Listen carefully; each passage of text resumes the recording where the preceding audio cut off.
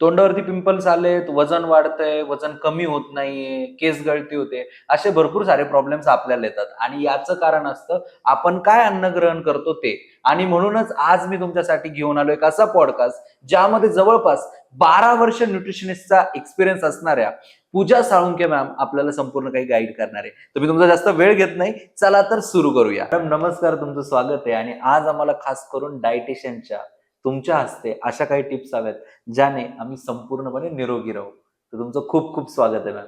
नमस्कार, thank you. Okay. So ma'am, मध्यंतरी ना कुठेतरी एक आर्टिकल वाचलं होतं की पिझ्झा खाऊन वजन कमी करा. सो खरंच हे शक्य आहे का? वेट लॉस करायचं म्हटलं की तुम्ही कॅलरी डिफिशिएट झाले पाहिजे. ही फार सोपी कन्सेप्ट आहे. वेट लॉस किंवा वेट गेन करायचं, तुम्ही जे खाताय तुमची रिक्वायरमेंट पेक्षा कमी खाताय तर तुमचं वेट लॉस होणार आहे. तुमच्या रिक्वायरमेंट पेक्षा जास्त खाताय तर तुमचं वेट गेन होणार आहे. जर तुम्हाला वेट लॉस करायचं तर तुम्ही कॅलरी डिफिशिएट जा, म्हणजे तुम्ही ज्या कॅलरीज कन्झ्युम करताय त्या कमी करा, म्हणजे तुमचं वेट लॉस होणार आहे. मग आता ही अगदी बेसिक कन्सेप्ट आहे. मग तुम्ही पिझ्झा काय काहीही खाल्लं आणि कमी कमी खाताय, कॅलरीज कन्झ्युम करताय. कन्झ्युम केल्या तर तुमचं वेट लॉस होणारच आहे. मग काही खा, पिझ्झा खाऊनही वेट लॉस होणार आहे.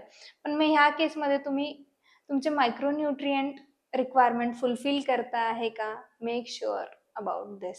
आता पिझ्झा जर खाताय, आपण पिझ्झाचंच उदाहरण घेऊ. जर तुम्ही बेस हेल्दी घेतला और जो आहे तोच घेतला आणि त्याच्यावर भरपूर भाज्या घातल्या, भरपूर प्रोटीन्स घातले, तर तुमचे सगळे रिक्वायरमेंट फुलफिल होतात. तर you can do weight loss even with a pizza. Okay. Calorie deficit करून पिझ्झा बनवा आणि खा.